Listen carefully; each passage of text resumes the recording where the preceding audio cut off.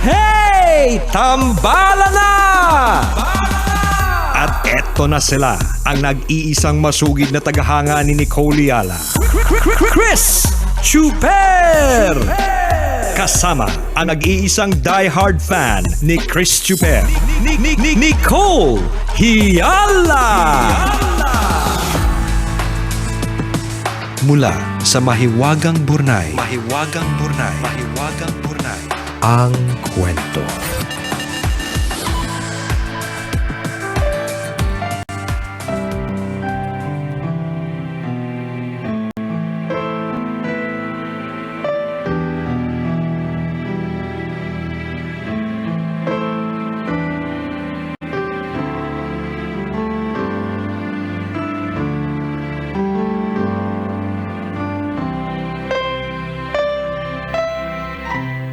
Dear Nicole and Chris, itago niyo na lang ako sa pangalang JC, 27 years old at tambalanista since 2015. Kayong dalawa ang paborito kong DJs. Inaabangan namin lagi ni Mama ang tambalan dati. Hanggang ngayon, nakatutok pa din ako sa tandem niyo. Matagal kong pinag-isipan kung ibabahagi ko ba ang kwento ko. Gusto ko sana kasi yung parang sa ibang letter senders, may matinding struggle sa simula, pero happy ending. Pero naisip ko, madami din namang matututunan sa kwento ko kahit hindi pa happy ending. Dalawa lang kami sa buhay ni Mama. Growing up, nakita ko kung paano siya nagsakripisyo para maitaguyod ako. Bata pa lang, sinikap kong tumulong.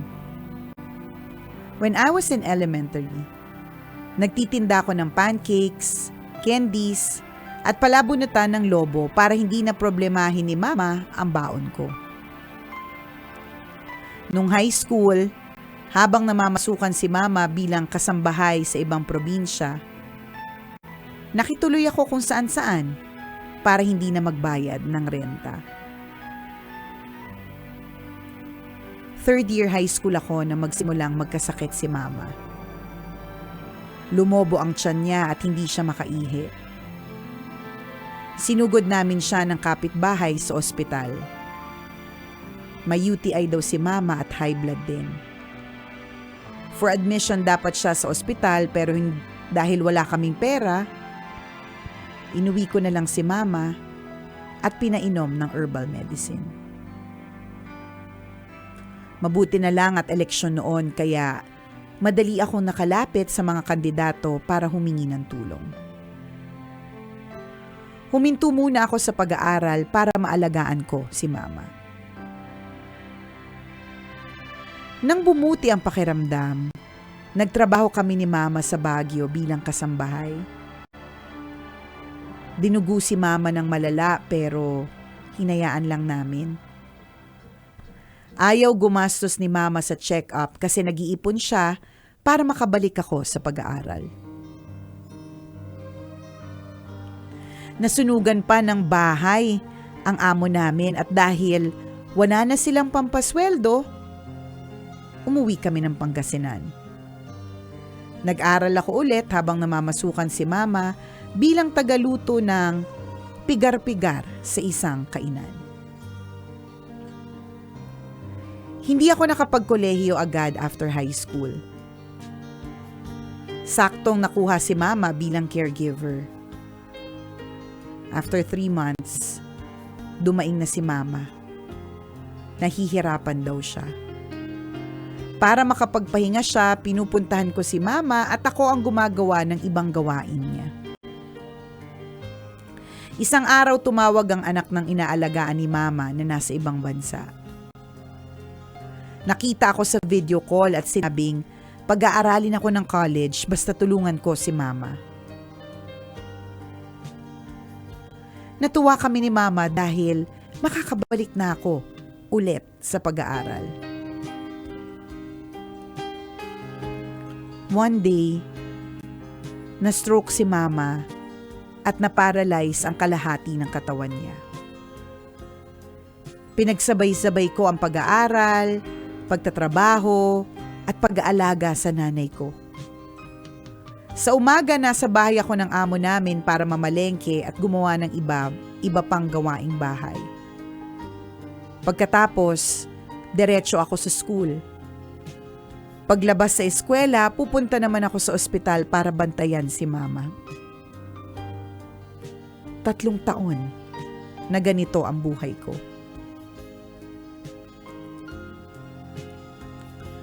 Third year college na ako nang sabihan ako ng amo namin na mukhang hindi ko na kaya. Gagawin na lang daw kaming caretaker sa rest house nila. Ibig sabihin, hindi na ako makakapag-aral.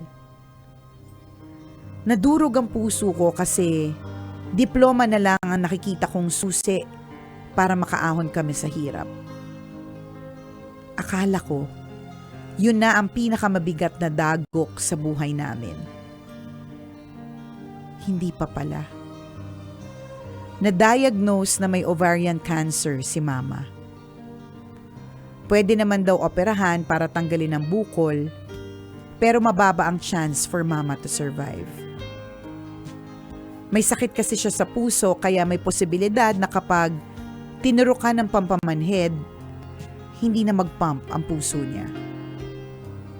Nagdesisyon kaming huwag ituloy ang operasyon. Dadaanin na lang namin sa gamot at sa dasal. Hindi na kami nakabalik sa rest house dahil may nakuha ng ibang magbabantay.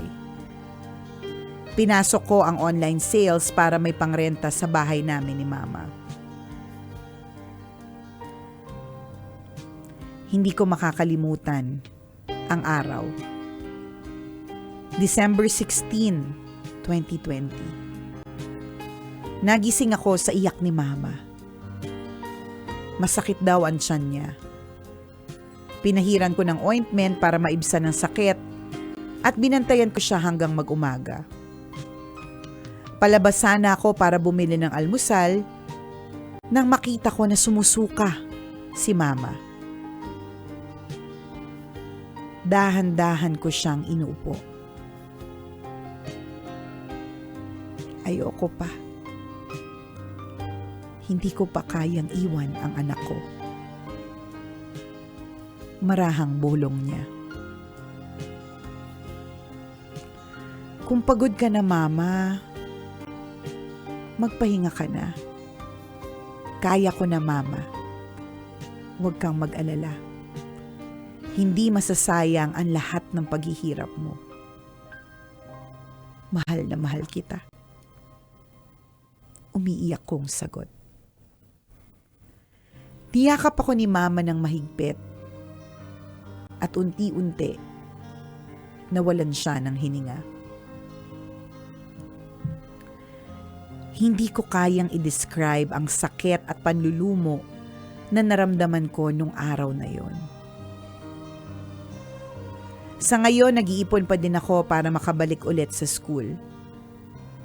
Hindi ako hihinto hanggang hindi ko naaabot ang mga pangarap namin ni mama. At isang araw, kapag successful na ako, bibisitahin ko kayo. Personal ako magpapasalamat kasi all these years, kasama ko kayo sa agos ng buhay. You might not know it, but you have guided, motivated, and made me laugh. Ang inyong tambalanista, JC.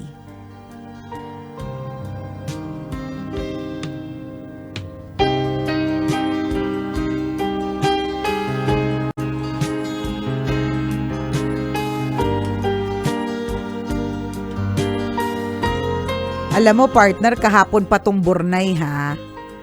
May hosting lang talaga tayo mamaya. Nagpigil ako ng luha kasi mugto yung mata ko later sa hosting. Kaya dapat chill lang tayo kahit ang bigat, ang sakit sa kalooban. At sabi nga nitong ni JC, no, parang he really wants to share a story sana na katulad ng mga sinishare dito sa Mahiwagang Burnay na story of success na or story of napagtagumpayan na yung pain. 'Di ba? Yes. Pero hindi pa. Hindi pa ganoon. But it's okay. It's okay, JC, and we feel blessed by your story kasi una, nagpapasalamat kami kasi yung sa mensahe mo sa huling parte ng Burnay, yun yung nagpapalakas ng loob sa amin kahit may edad na kami ni partner. Yan yung nagpapaano Yan yung papatanggal ng rayuman ni Nicole. Correct! Yan yung nagpapatanggal ng mga sakit-sakit ko sa likod at mga varicose veins ko sa thighs. Yung mga ganyan na na mga words na you may not know it. Kasi hindi naman talaga, I mean, of course, we get to listen to yung mga sinasabi at comments ng mga ibang tao. Pero yung actual na impact, dun sa actual na buhay, hindi naman namin alam kung paano kami nang i-etchos sa umaga. Ni-etchos nyo din kami, di ba? Sanay na kami sa etchosan eh. So, kumbaga parang, when we get to hear yung mga comments na you may not know it, hindi nyo lang alam, di ba? Pero you have motivated me, you have made me laugh. Kapag ka nakakarinig kami ng ganong klaseng mga comments, ayun na nga. Parang I feel like I'm 23, di ba? And that I can do this job in the next 20 years while you're there. Alam mo yon yung ganon. Na-re-energize tuloy si partner. Na-energize talaga ako. Parang I Gutom feel... pa yan ang lagay na yan. Kaya nga Tingnan mo kumapal tuloy yung buhok sa likod. Tama. Tinubuan, bumata sa halip diba? na malagas, tumubo ulit ang mga sa buhok. True. Bigla-bigla in an instant bumata. Nawala yung pagiging panotsa. Bigla nagkaroon ng makapal na hair. Diba? Ano diba? sinabi ng buntot ng kabayo? Wale. Panis sila. Diba? Kasi nakakabata yung comment mo. Diba? Nakakabata kasi in a way, parang it makes, kasi kanina like yung nag-makeup sa akin. Ang tanong niya talaga sa akin habang ginagawa yung hair ko, parang nakikita niyo po ba yung sarili niyo na gagawin niyo pa ito ng matagal na panahon? Tas ako kasi partner, ang answer ko talaga dyan ay yes eh. Depende pag ginandahan mo yung buhok ko, pero, sabi mo. sabi ko, yes kung maganda ako today. Diba? Tapos binalik mo dapat sa kanya yung tanong, diba? Ikaw, paano mo nakikita yung sarili mo? Ikaw, tingin mo tatagal ka ba today? Na-stress, nilagyan tuloy diba? ng maraming buhok. Yan tuloy, kinapalahan yung hair ko. Diba? Hindi, pero yun yung tanong niya na lagi rin niyang natatanong sa atin na parang, do you see yourself doing this for a long time? And ako, I see myself doing that eh. Pero syempre, kailangan po namin kayo. Kailangan meron pa rin mga taong namomotivate, natatawa, na-entertain sa amin. Kasi syempre, ang sagot talaga sa tanong na yan is, oo, gagawin pa rin namin yung ginagawa namin. Kasi pag hindi namin to ginawa, anong gagawin na namin? Diba? Saan na kami pupunta?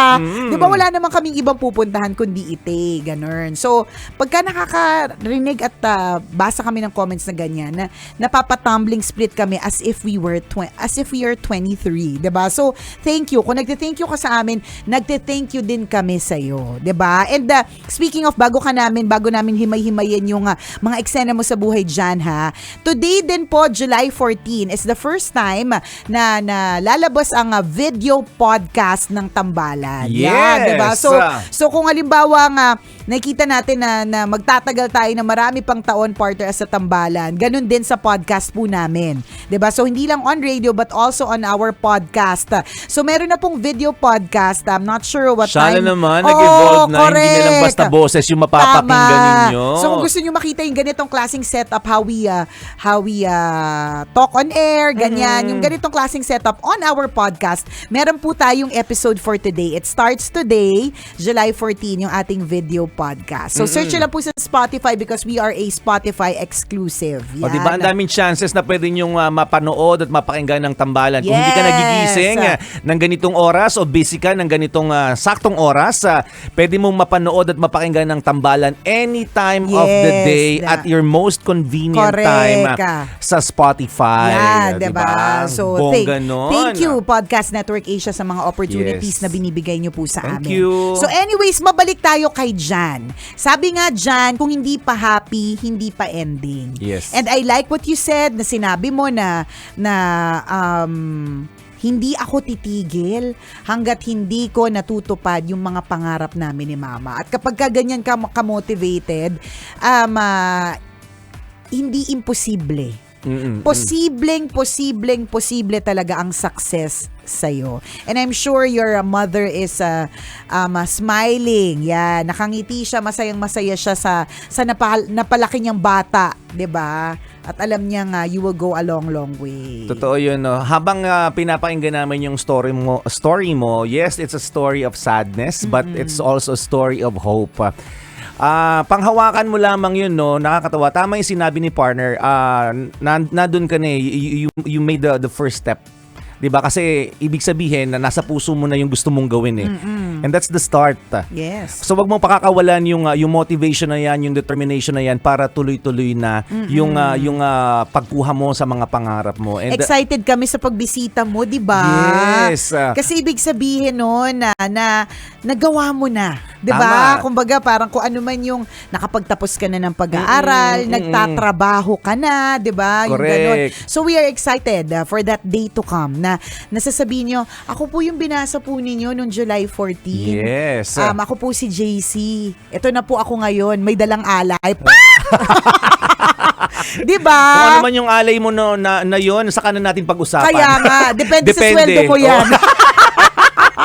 Depende sa malalaman naming information from you. Yes. Yan. Diba kung ang laki-laki na kagad ng sweldo mo, di syempre nag-expect kami ng malaki-laking alay.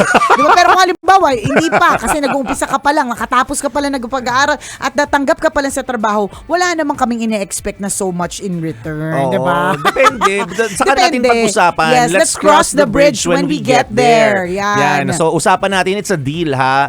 So, pero tapusin mo yan, ha? I mean, it's not for our alay. Syempre, chika lang namin yun, diba? Hindi para sa amin, kundi para sa'yo. Correct. Diba? We want to see you succeed. We want to, gusto naming tumaba yung puso mo sa sobrang kaligayahan, at tumaba din yung puso namin with so much pride dahil nagawa mo. Diba? Correct. Kasi yung mga ganyan klase mga kwento, yun yung mga kwento na nakaka-bless. Yung ikaw din mismo mabe-bless ka dun sa kwentong yan. So we wait for that day to happen and we claim it. Yan. We claim that it will happen. Yeah, so keep that fire burning, ha. Huwag mo nga alisin yung fire sa puso mo na magsipag sa buhay, mag-aral pang mabuti para maging successful ka balang araw. Yay! Yung sinasabi mo na kung kailan kami magtatagal, wala rin kasagutan doon, pero totoo yung sinabi ni partner habang lagi namin sagot yun sa bawat interview sa amin. How do you see yourself 10 years from now?